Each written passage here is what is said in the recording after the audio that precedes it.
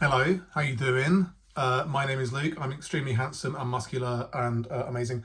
I want to start off this video with a little rant because I was out for a run the other day and I was in my stride, fully in my stride, running real good. I've been running for approximately 40 minutes at this stage. So I was going down this road on the right hand side on the pavement. In this country, which is the UK, you are supposed to drive on the left hand side of the road. That is the legal way to drive. So there was an oncoming car. This all takes place within the space of approximately 5 seconds or so. There is an oncoming car which begins indicating as if they want to go down a side road, which is coming up for me. So I'm heading towards the side road. They're heading towards the side road, coming towards me. You would think, right, as a person driving a car, as a motorist, as a person with a brain, you see a very handsome, muscular man running real fast, and he is approaching a side road, and you are approaching the same side road, which you are intending to go down. You can just stop. You can just slow down and stop your car and let this very fine gentleman proceed across the road in a friendly way. That's a very nice thing to do. But no, instead they decide to speed up. So they have sped up. I am continuing to run at my normal rate. I have not sped up or slowed down because I have expected them to give way to me as is required in the Green Cross code. And so they turn, I start crossing this side road and we almost collide. We're almost in collision with each other. Which I would have to tell the police officers and ambulance crew who attend the scene if we were to end up with me on the floor covered in blood and them with a dent in their car. But I move at the last second. I move around the car at the last second and they beep their horn. They beep their horn real good as if to say, how dare you do such a thing as to cross the road, which is, the correct and legal thing to do. And then I continue running. They have made a real meal of that turn, that super easy turn that they probably should have slowed down / stopped for. And then they continue on their way down that road. And I say some words, I have some choice words which I say after that, such as, how fucking difficult is it to slow down? What is your problem? What a piece of shit, words of that nature. And then I continue on my run and they proceed home to do what? What was so important that you had to get home that couple of seconds faster? Was Countdown on? Was EastEnders on? I don't know what would be on TV that would be so important that you must get home in as quick a time as possible. So that happened to me. It was a annoying things happen. It made me angry. It made me feel like surely the person who was in charge of that car is a lunatic. Surely that person is old as fuck and should probably not be on the road. But these things happen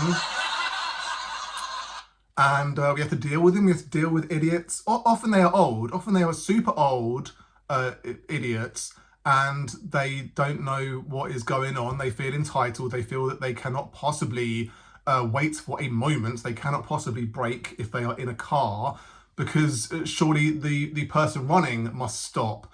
And it's not like difficult for me to stop running, but it is surely easier for the person in charge of the car to stop their car than it is for me to stop running. In any case, we are still alive. We're all still alive. The people that are watching this, and I am all alive at this present moment. There will come a time at which that is not the case, but in the meantime, I would like to tell some jokes and share them with you. So the first one is, I watched that movie called Missing the other day. Very good film, enjoyed it greatly. It's kind of a sequel to that movie Searching. So you got Missing, you got Searching, and I was thinking the third one could be called Wanking, which would be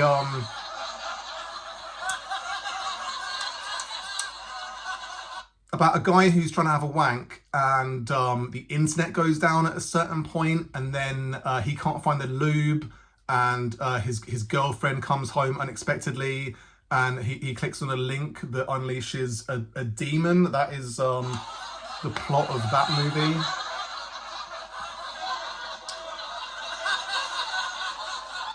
Right, so we all masturbate. It's a perfectly normal thing to do. Nothing to be embarrassed about masturbating, right? No, if you do it, you are a pervert. You are a disgusting boy. You need to stop doing that immediately. If anyone finds out that you wank, you are a social pariah. Everyone's going to call you a pervert. Everyone's going to call you a piece of shit.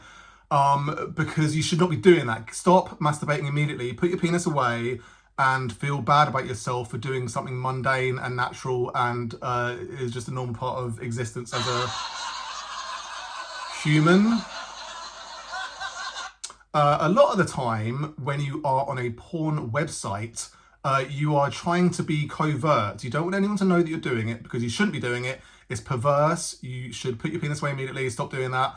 If someone walks in on you, that's the worst thing that could ever happen. So you want to maintain a covert operation when you are on a porn website. So it is counterproductive that when you click on a thumbnail of a man, I mean transsexual,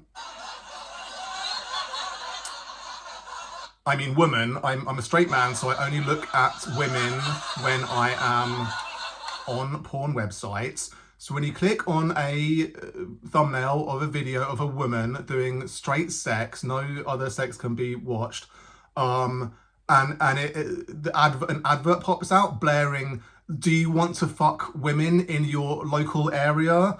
That is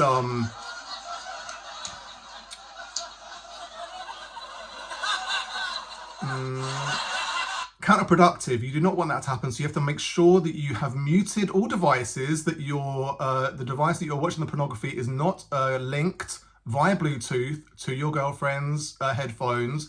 That would be most unfortunate. You do not want the speakers to be turned up to maximum, because if your parents are downstairs and they suddenly hear, "Do you want to sleep with women in your area?" they're going to know that you're doing some wanking. They're going to know you're looking at a porn website, and they're going to ridicule you for the rest of your life for doing such a disgusting thing. So you must stop it immediately.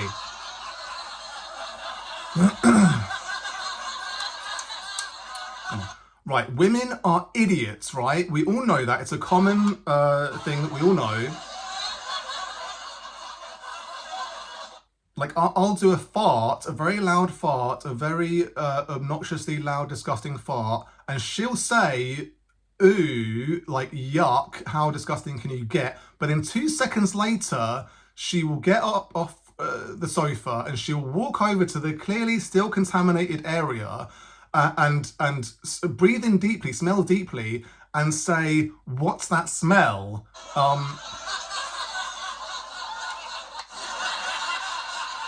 Who perpetrated this disgusting smell? Who could it possibly be? There's been no evidence of anyone excreting noxious gases in this vicinity, so I don't know what that's about. I don't believe that advertising is effective. It never works. I've never been affected by advertising. When I was a kid, I watched a lot of snooker, a lot of the Embassy World Championships. So it was a pure coincidence that when I grew up, I smoked Embassy No. 1 cigarettes.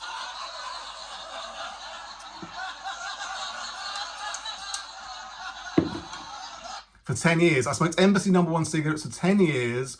Probably the best period in which to smoke cigarettes, because it was just before they were banned in pubs, which I believe was approximately 2000... I can't have quit before it was banned. I think my peak was before it was banned. I was at university in the early 2000s. I believe smoking indoors was banned in 2003. No, 2007. Let's say 2007. So I would have smoked from, let's say, 2000 until 2010. Something like that. That makes sense. 10 years of smoking Embassy No. 1 cigarettes. Halcyon days that we will never see again. So, yeah, I just gave up. It was super easy to give up. I did sort of ask my girlfriend at the time if she had someone perform hypnosis on me to get me to become so sickened by the thought of smoking a cigarette that I just gave up cold turkey. It was super easy and I've never been tempted to smoke again. So, all good things, I think you'll agree. When I smoked, I was definitely funnier. I was cooler. I looked cooler. Everyone that watched me smoking was like, who's that guy? Who's that handsome man smoking? He must be the coolest man in the universe. Sometimes a person would come up to me and say, have you got a spare cigarette? And sometimes I would say, yes, you may have a cigarette. And then often they would say, do you have a light? Do you have a lighter? And I would then say, do you want me to smoke it for you as well? That was,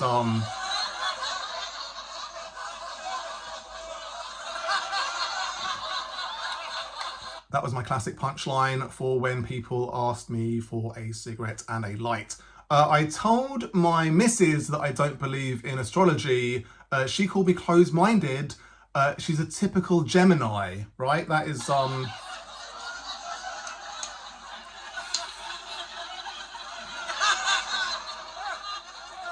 jeez. This thing is always a bit, when I was a kid, and I didn't finish my dinner, my parents would say, there are children dying of starvation in Ethiopia. Can't. Oh, it's just never ending. Right. Technical difficulties, always having technical difficulties. I was like, how does a famine 3,000 miles away make you incapable of giving me the right amount of food?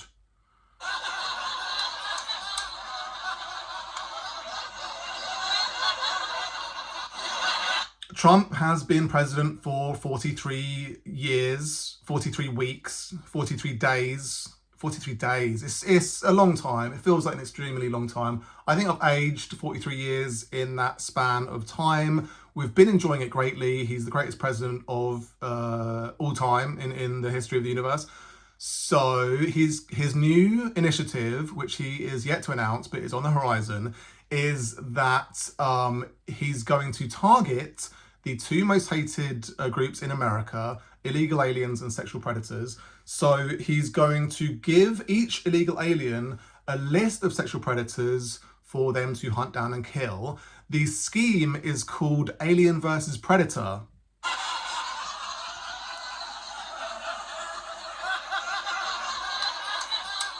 The only issue is that Catholic priests will become an endangered species. So that is...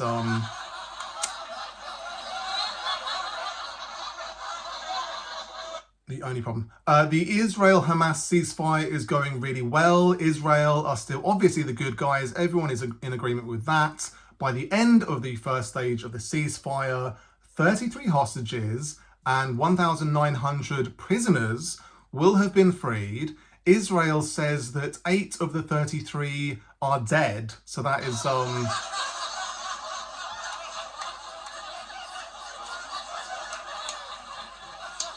very unfortunate. I'm going to tell a joke as if I am a Jewish person. So just imagine that I'm really tight with money.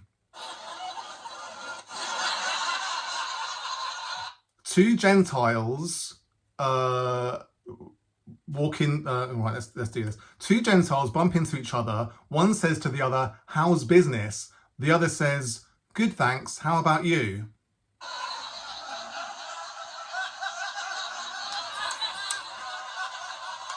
I'm now going to tell a joke as if I'm a woman, so just imagine that I'm in a kitchen.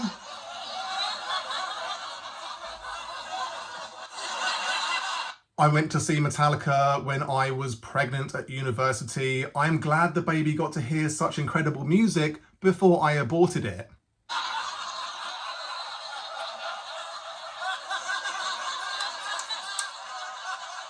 I watched that movie Joy, the one about the invention of IVF, the other day. Ben Shapiro said it was more upsetting than Schindler's List.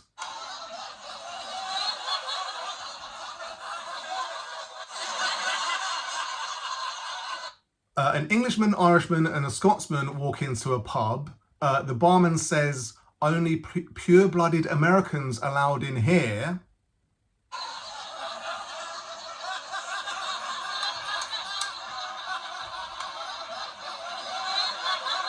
Those are all the jokes I wanted to go through with you. They're all very funny, all very hilarious. I think you'll agree. I misspoke a few times. I got a few things slightly wrong, but I'm not a professional comedian like Jimmy Carr or Joe Rogan or all the greats that we have been seeing recently.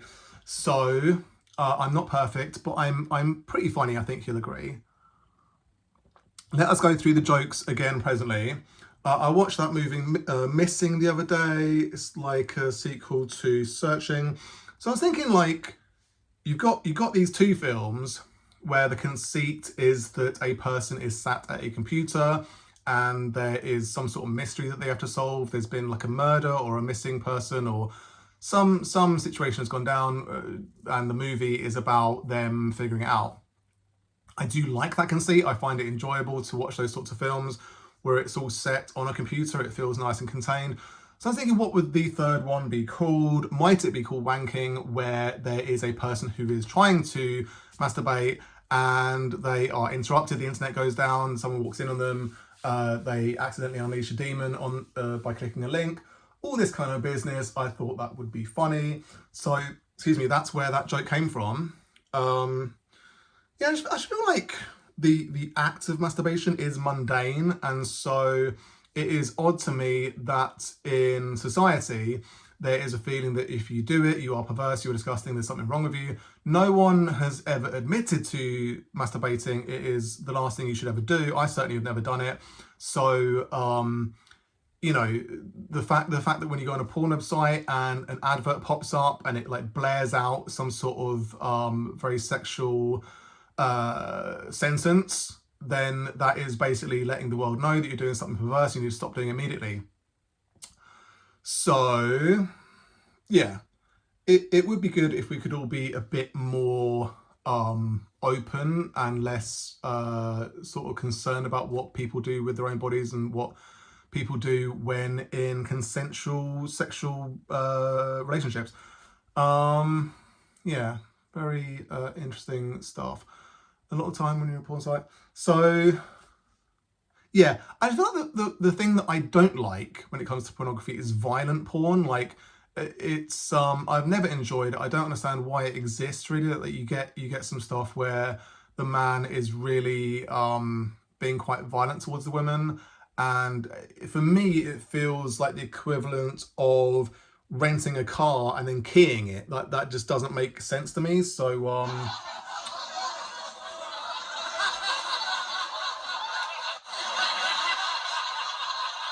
yeah, it feels like, especially with like Instagram and the general online kind of message seems to be that if you do anything sexual, then you are a fucking perverse piece of shit. You need to only do missionary sex with your wife that you have. She's the only person you've ever been with. You've never had any other sexual partners. I feel like, I was thinking about this the other day, like, what is the most natural thing that a person can do? I would say the top ones are having sex is like very natural. Feels very natural when you're doing it. Eating food is very natural. It feels very natural when you're doing it. So I feel like combining those two makes sense. So like, if you're eating strawberries like while doing foreplay, that kind of stuff, it makes sense. Or like covering each other in like body chocolate and then licking it off. Like, doing sex and eating makes sense to me, like combining those two things. And then what is the sort of third place most natural thing? I guess like shooting a gun. I guess if you're an American, shooting a gun would be the third.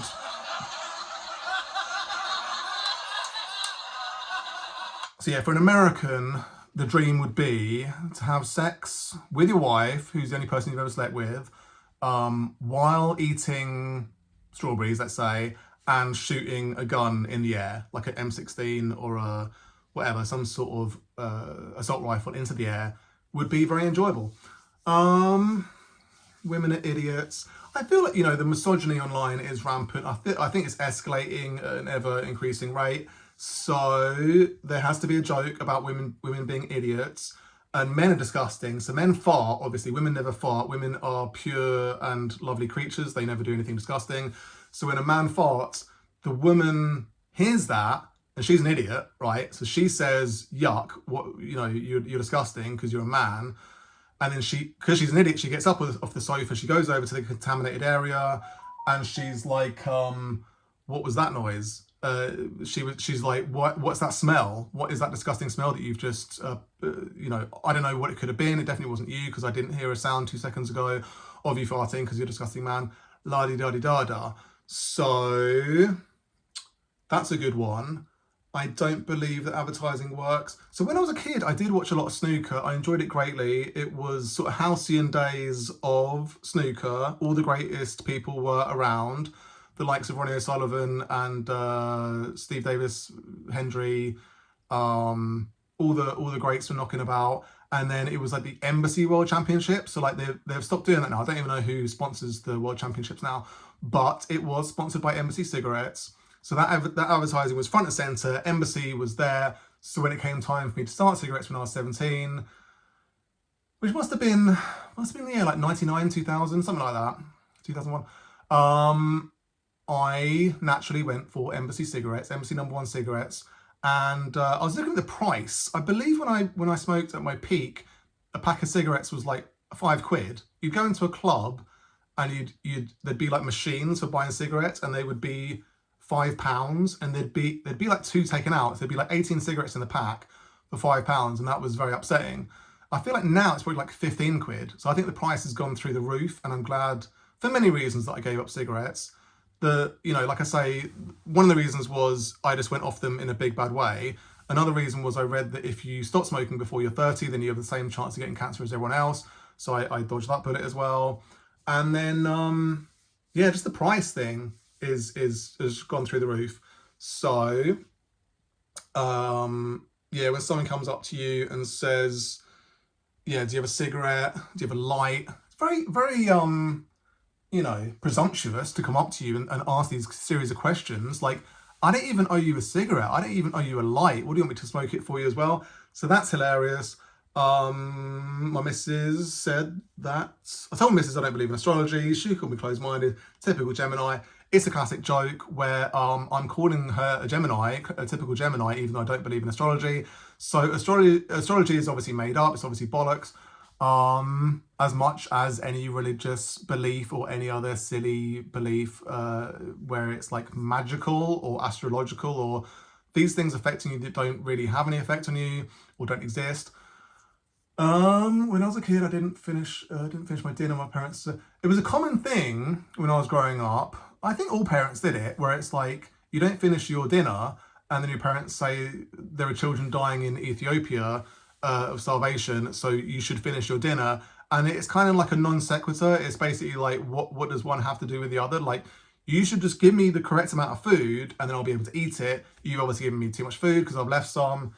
So just chill out, you know what I mean? Like, it's pretty simple. But I definitely have a bad relationship with food now. If there is a plate with food still on it, I have an almost uncontrollable urge to finish that plate because I grew up feeling guilty about leaving food on my plate. So I kind of feel this like weird guilt about other people leaving their food on their plate, so I should finish it like a human disposal, garbage disposal unit. Trump has been president for 43 days. Seems like a lifetime. The idea of there being a scheme to allow illegal aliens to remain in the country if they do some sort of quid pro quo scenario of hunting down sexual predators sounds funny, sounds interesting, sounds like I would enjoy watching that if it were a TV program. This is not an original joke by me. Obviously, I heard it recently. I'm sure like it must have been come up with several times before because it's such an obvious joke for Alien versus Predator, illegal aliens, sexual predator. Like, it's a pretty easy joke to come to, but I heard it the other day, enjoyed it greatly, so I have worked it into this material. And then Catholic priests obviously being taken down in droves because they're all paedophiles makes perfect sense. The Israel-Hamas ceasefire, it's BBC News do it, I think all news outlets do it, where if they are people held by Israel, they are prisoners. If they are people held by Hamas, they are hostages. That is the parlance that they are going with. So it makes Hamas seem like they're doing something horrendous and Israel doing something that is legitimate. I think both sides have committed war crimes essentially at this point, where they have taken people and held them hostage. Both groups of people should be called hostages. Neither group should be called prisoners. It's like the difference between freedom fighter and terrorist. It is a matter of which side you are on as to which you use. So, yeah, it's when I saw how many prisoners Israel had versus how many hostages Hamas had, the disparity was humongous. So you kind of feel like this whole time, Israel, who are obviously the good guys, have been seen as the ones who have had hostages taken and they should be given back immediately. But then when it comes to light, I mean, everyone should know this anyway, that Israel have been holding many hundreds of people hostage without trial, without any sort of, ability to defend themselves, and they're being freed as well. That tells you a lot about what is going on in that area. The one where I am pretending to be Jewish is, of course, anti-Semitic. I am not anti-Semitic. It is a joke to say that Jewish people are by definition tight with money. I do not believe that. It is a racial stereotype, which is racist, and I do not believe. But it is part of telling a joke. And I heard it a little while ago where two Jewish people were talking, and they one told this joke to the other, where it was like two Gentiles, which is the Jewish term for non-Jews. So two Gentiles bump into each other. One says to the other, "How's business?" The other says, "Good, thanks. How about you?" A Jewish person would never say that. No Jewish person would ever say business is good. Every Jewish person complains about how their business is doing. They have many complaints because that is what they do. Telling a joke as if I'm a woman. So it was just to tell a joke about abortion, because abortion is, of course, hilarious and should be joked about at any given moment. I think it's like quite an old joke to say that you went, as a woman, you went to a gig when you were at university, when you were younger, whatever, and you were pregnant at that point, and you were so happy that your unborn baby got to hear this wonderful music before you aborted it. So it is to do with the fact that women have bodily autonomy. A lot of the time, women don't know that they're pregnant. Like, if you just have casual sex, then you may not realize that you have been impregnated. You may have been practicing safe sex. You may have been using condoms, and the condom failed. So you later find out that you are in fact pregnant, and so you decide to have an abortion because you have bodily autonomy. So that is that joke, and it is hilarious. I've given up using the laughter track because there's just a million technical issues happening at any given moment. I watched that movie, Joy. So Joy is a great film. It is to do with the invention of IVF. There are some absolutely heroic people in that film, portrayed by actors, and it is a very interesting story. The thing about pro-life people is that they get very upset about fetuses being aborted when they are inside a woman's body, but they do not get upset about IVF clinics throwing away thousands of embryos every day. They don't give a shit, because embryos are just things that are potentially going to turn into a baby at some point. 1 in 4 pregnancies ends in miscarriage. So it is just an unfortunate state of affairs that not every embryo ends up a baby and then an adult and all the rest of it. So if you're going to get upset about women having abortions, then you should also, if you're being, if you're being intellectually honest, you should also get upset about IVF clinics throwing away thousands of embryos every day, because it is a very common practice. And so when Ben Shapiro watched the film, he said it was more upsetting than Schindler's List, because although 6 million Jews died in the Holocaust, many more millions of IVF embryos have been thrown away. And so surely that is more upsetting to watch. An Englishman, Irishman, and Scotsman walk into a pub. The barman says, "Only pure-blooded Americans allowed in here." There is a common thread going on in America where only the pure-blooded Americans are the true Americans. Like the MAGA, the Make America Great Again people, are big fans of true Americans. Like, only the real, true, pure-blood Americans are, you know, the real ones. All these illegal immigrants need to get in the bin. All these people, all these non-white people need to get in the bin. Only pure-blooded, white, Aryan, you know, superhumans deserve to be called Americans. So the Englishman, Irishman, Scotsman scenario is, of course, all Americans are descended from English, Irish, Scottish, various European countries, Italy. There has been a long history of people emigrating to America for a better life. Now that is ended. You cannot go to America anymore because you will be called a dirty immigrant. You need to get out of here immediately. Only true-blooded Americans are allowed to call themselves American. So interesting times, to say the least. I'm quite tired now because I've been talking for 30 minutes straight. So I'm going to end it there. I'm going to go about the rest of my day and hopefully have a pleasant rest of the day. I hope you likewise have an enjoyable rest of your day, and take care. Peace.